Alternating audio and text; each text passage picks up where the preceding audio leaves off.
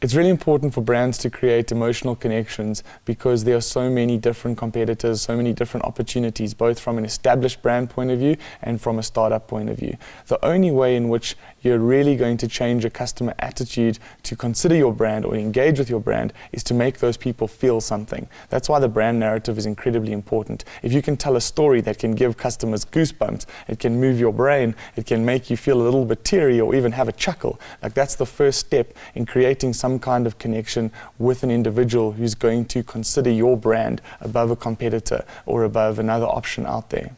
Honestly, I think that storytelling might be the most underrated skill of any business leader in the world today. We've been taught a hell of a lot about business process and systems and management and hierarchy, but this idea of being an effective storyteller is still seen as a soft skill. And yet, when we look at how customers make decisions about which companies they want to deal with and buy from, and we look at which employees or how employees make decisions about which organizations they want to work with, it often gets down to who tells the best story. It gets down to who has the most opportunity for me to believe in something. Can I leave a legacy if I'm a part of this business or this organization? We all love stories. Either we've been blessed with mothers that have told you stories, or fathers or brothers. Why do we love stories? Is because we like the characters within stories. That's why narrative in brand development is so important. With the Whippet, what we did is, firstly, Linden had a specific story. That's the neighborhood that we're situated in.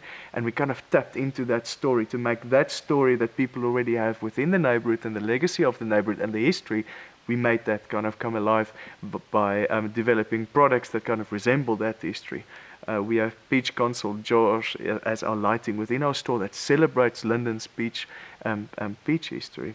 So how we did the marketing process is we invited people to become part of our story before the story actually started. So 3 months before we opened up the store, we put a massive board on the outside of the shop saying, the Whippet shop coming soon, follow us on Facebook to join our story.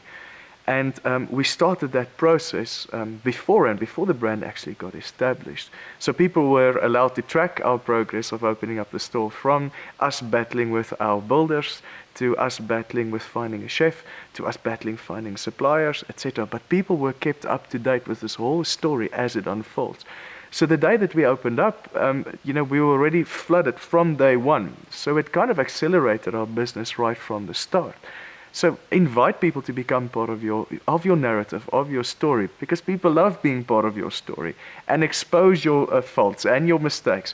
That's authenticity, because brands do make mistakes, because brands are personalities. So kind of show people the true colors and the true personality, and people are more than willing for you they give you leeway to make mistakes. Make them, apologize, and kind of go on. The art of storytelling, I think, I really do believe that leaders in the next couple of decades will have to refine that art to differentiate themselves within their organizations and also within the marketplace.